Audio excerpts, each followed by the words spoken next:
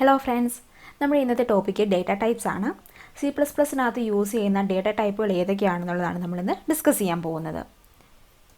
First of all, ഒരു data type എന്ന് പറഞ്ഞിട്ടുണ്ടെങ്കിൽ നമ്മുടെ പ്രോഗ്രാമിംഗ് ലാംഗ്വേജിനകത്ത് നമ്മൾ പ്രോഗ്രാം ചെയ്യുന്ന സമയത്ത് ഏതെങ്കിലുമൊക്കെ വേരിയബിൾസോ ഫംഗ്ഷൻസോ ഒക്കെ ഡിക്ലെയർ ചെയ്യുന്നുണ്ടെങ്കിൽ അത് ഏത് ടൈപ്പിലായിരിക്കണം, ഇൻറ്റിജർ ആയിരിക്കണോ അല്ലെങ്കിൽ 14 പോയിൻറ്റ് നമ്പേഴ്സ് ആയിരിക്കണോ അതോ ക്യാരക്ടേഴ്സിനെ റീഡ് ചെയ്യാൻ വേണ്ടിയിട്ടാണോ നമ്മൾ വേരിയബിൾസിനെ യൂസ് ചെയ്യുന്നത്, എന്ത് രീതിയിലുള്ള വാല്യൂസിനാണോ നമുക്ക് സ്റ്റോർ ചെയ്യേണ്ടത്, ആ രീതിയിലുള്ള വേരിയബിൾസിനെ ഡിക്ലെയർ ചെയ്യാൻ വേണ്ടിയിട്ടാണ് നമ്മൾ ഡേറ്റ ടൈപ്പുകൾ യൂസ് ചെയ്യുന്നത്. പ്രധാനമായിട്ട് 3 തരത്തിലുള്ള ഡേറ്റ ടൈപ്പുകളാണ് നമ്മൾ യൂസ് ചെയ്യുന്നത്: user defined data types, built in data types and derived data types. അതിൻ്റെ ഒരു കംപ്ലീറ്റ് ചാർട്ടാണിത്. യൂസർ ഡിഫൈൻഡ് ഡേറ്റ ടൈപ്സ് എന്ന് പറയുമ്പോൾ അത് 4 എണ്ണം ഉണ്ട്: structure, union, class and enumeration. Derived data types എന്ന് പറയുമ്പോൾ അത് 3 എണ്ണം ഉണ്ട്: അറേ, ഫങ്ഷൻസ് ആൻഡ് പോയിൻ്റർ. ഇനി ബിൽറ്റ് ഇൻ ഡേറ്റ ടൈപ്സ് എന്ന് പറഞ്ഞിട്ടുണ്ടെങ്കിൽ അത് പ്രധാനമായിട്ട് 3 ക്ലാസിഫൈ ചെയ്തിട്ടുണ്ട്: ഇൻറ്റിജർ എന്നും, ഫ്ലോട്ടിംഗ് പോയിൻ്റ് എന്നും, വോയിഡ് എന്നും. അതിൽ ഇൻറ്റിജറിനെ തന്നെ വീണ്ടും ഇൻറ്റെന്നും ക്യാർ എന്നും, ഫ്ലോട്ടിംഗ് പോയിൻറ്റിനെ ഫ്ലോട്ട് എന്നും ഡബിൾ എന്നും പറഞ്ഞ് ക്ലാസിഫൈ ചെയ്തിരിക്കുന്നു. ഇനി ഇത് ഓരോന്നും എന്തൊക്കെയാണെന്ന് നോക്കാം. First of all, built in data types എന്ന് പറഞ്ഞിട്ടുണ്ടെങ്കിൽ അത് ഓൾറെഡി സിസ്റ്റത്തിൽ തന്നെ ഉള്ള ഡേറ്റ ടൈപ്പുകളാണ്. ഇതിനെ ഫണ്ടമെൻ്റൽ ഡേറ്റ ടൈപ്സ് എന്നാണ് പറയുന്നത്. ഒരു നമ്മുടെ ലാംഗ്വേജ് ക്രിയേറ്റ് ചെയ്യുന്ന സമയത്ത് തന്നെ ഓൾറെഡി ബിൽറ്റ് ഇൻ ആണ്, അതിനകത്ത് ഈ കാര്യങ്ങളെല്ലാം നേരത്തെ തന്നെ ഡിഫൈൻ ചെയ്ത് വെച്ചിട്ടുണ്ട്. അതിനെയാണ് നമ്മൾ ബിൽറ്റ് ഇൻ ഡേറ്റ ടൈപ്സ് എന്ന് പറയുന്നത്. അതിനെ നമുക്കൊരു യൂസർക്ക് ചെന്ന് അതിൻ്റെ മീനിങ് ഒന്നും ചേഞ്ച് ചെയ്യാനായിട്ട് സാധിക്കത്തില്ല. അപ്പോൾ ആ ബിൽറ്റ് ഇൻ ഡേറ്റ ടൈപ്സ് ഏതൊക്കെയാണെന്ന് ചോദിച്ചാൽ ഇൻറ്റ്, ഫ്ലോട്ട്, ക്യാർ എന്നിവയാണ്. അതിൽ ഇൻറ്റ് എന്ന് പറഞ്ഞിട്ടുണ്ടെങ്കിൽ ഇൻറ്റിജർ വാല്യൂസിന്, അതായത് ഫ്രാക്ഷണൽ പാർട്ടൊന്നും ഇല്ലാത്ത, ഡെസിമൽ പാർട്ടൊന്നും ഇല്ലാത്ത 1 2 3 നമ്മൾ എണ്ണുന്ന അത്തരത്തിലുള്ള ഇൻറ്റിജർ വാല്യൂസിനെ സ്റ്റോർ ചെയ്ത് വയ്ക്കാൻ വേണ്ടിയിട്ടാണ് ഇൻറ്റ് എന്ന് പറഞ്ഞിട്ടുള്ള ഈ ഒരു ഡേറ്റ ടൈപ്പ് യൂസ് ചെയ്യുന്നത്. അതുപോലെ തന്നെ ഫ്ലോട്ട് എന്ന് പറഞ്ഞത് യൂസ് ചെയ്തിരിക്കുന്ന ഫ്ലോട്ടിംഗ് പോയിൻറ്റ് നമ്പേഴ്സാണ്. അതിൽ ഫ്രാക്ഷണൽ നമ്പേഴ്സ്, ഡെസിമൽ നമ്പേഴ്സിനെ സ്റ്റോർ ചെയ്യാൻ വേണ്ടിയിട്ട് യൂസ് ചെയ്യുന്ന ഒരു ഡേറ്റ ടൈപ്പാണ് ഫ്ലോട്ട്.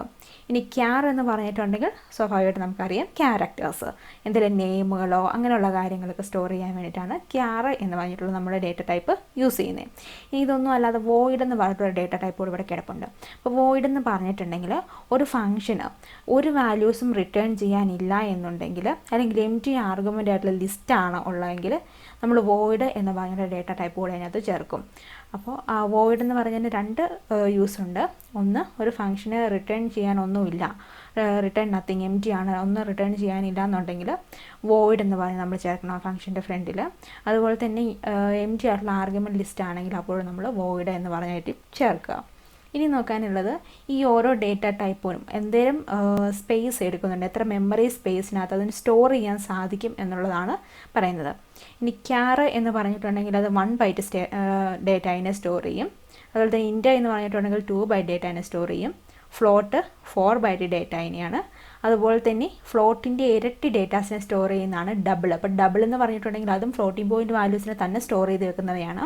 അപ്പോൾ ഫ്ലോട്ടിംഗ് പോയിൻറ്റ് കഴിഞ്ഞ് കുറേയും കൂടെ വാല്യൂസ് നമുക്ക് ഡെസിമൽ ഫ്രാക്ഷൻ കഴിഞ്ഞിട്ട് കുറേ വാല്യൂസിനും കൂടെ സ്റ്റോർ ചെയ്യണമെന്നുണ്ടെങ്കിൽ നമ്മൾ ഡബിൾ ആയിരിക്കും യൂസ് ചെയ്യുക. അപ്പോൾ ഫ്ലോട്ടിനേക്കാളും കൂടുതൽ ഡേറ്റ അതിന് ഇതിനകത്ത് സ്റ്റോർ ചെയ്ത് വെക്കാൻ വേണ്ടി സാധിക്കും. അപ്പോൾ ഇത്രയാണ് ബിൽറ്റ് ഇൻ ഡേറ്റ ടൈപ്സുകൾ. ഇനി നമ്മൾ നോക്കുന്നത് യൂസർ ഡിഫൈൻഡ് ഡേറ്റ ടൈപ്സ് ആണ്. ഇതിൽ യൂസർ ഡിഫൈൻഡ് ഡേറ്റ ടൈപ്പ് എന്ന് പറഞ്ഞിട്ടുണ്ടെങ്കിൽ യൂസർ തന്നെ ക്രിയേറ്റ് ചെയ്യുന്നവയാണ് യൂസർ ഡിഫൈൻഡ് ഡേറ്റ ടൈപ്പ് എന്ന് പറഞ്ഞിട്ടുണ്ടെങ്കിൽ. അപ്പോൾ അതിനകത്ത് ഒന്നാമത്തേതാണ് സ്ട്രക്ചർ. അപ്പോൾ സ്ട്രക്ചർ എന്ന് പറഞ്ഞിട്ടുണ്ടെങ്കിൽ അത് സ്ട്രക്ചർ എന്ന് പറഞ്ഞൊരു കീവേഡ് വെച്ചിട്ടാണ് നമ്മളിതിനെ ഡിക്ലെയർ ചെയ്യുക. അതിനകത്ത് ഡിഫറെൻ്റ് ആയിട്ടുള്ള, ഡിസിമിലർ ആയിട്ടുള്ള ഡേറ്റ ടൈപ്സുകളെ ഒരുമിച്ച് വെക്കാൻ വേണ്ടിയിട്ടാണ് സ്ട്രക്ചർ യൂസ് ചെയ്യുന്നത്. ഫോർ എക്സാമ്പിൾ, സ്ട്രക്റ്റ്, അതിൻ്റെ കൂടെ നമ്മൾ ബുക്ക്, നമ്മുടെ സ്ട്രക്ചറിൻ്റെ പേര് ബുക്ക് എന്ന് പറഞ്ഞിട്ടാണെന്ന് വിചാരിക്കുക. അങ്ങനെ അതിനകത്ത് നമ്മൾ സ്റ്റോർ ചെയ്യാൻ പോകുന്നത് അതിൻ്റെ പേജും അതിൻ്റെ പ്രൈസും ഒക്കെയാണ്. പേജ് എന്ന് പറയുന്നത് എന്തായാലും ഒരു ഇൻറ്റിജർ നമ്പർ ആയിരിക്കും. അതുപോലെ തന്നെ പ്രൈസ് എന്ന് പറയുന്നത് മേ ബി ഫ്ലോട്ടിംഗ് പോയിൻ്റ് ആവാം, അല്ലെങ്കിൽ ഇൻറ്റിജർ നമ്പർ ആവാം, എന്ത് വേണമെങ്കിലും ആവാം. അപ്പോൾ നമ്മൾ ഫ്ലോട്ട് എന്ന് പറഞ്ഞാണ് അതിനെ ഡിക്ലെയർ ചെയ്യുന്നത്. അപ്പോൾ ഇത്തരത്തിലുള്ള ഡിസിമിലർ ആയിട്ടുള്ള പല തരത്തിലുള്ള ഡേറ്റ ടൈപ്പുകൾ സ്റ്റോർ ചെയ്യാൻ വേണ്ടിയിട്ടാണ് നമ്മൾ സ്ട്രക്റ്റ് എന്ന് പറയുന്നത് യൂസ് ചെയ്യുന്നത്.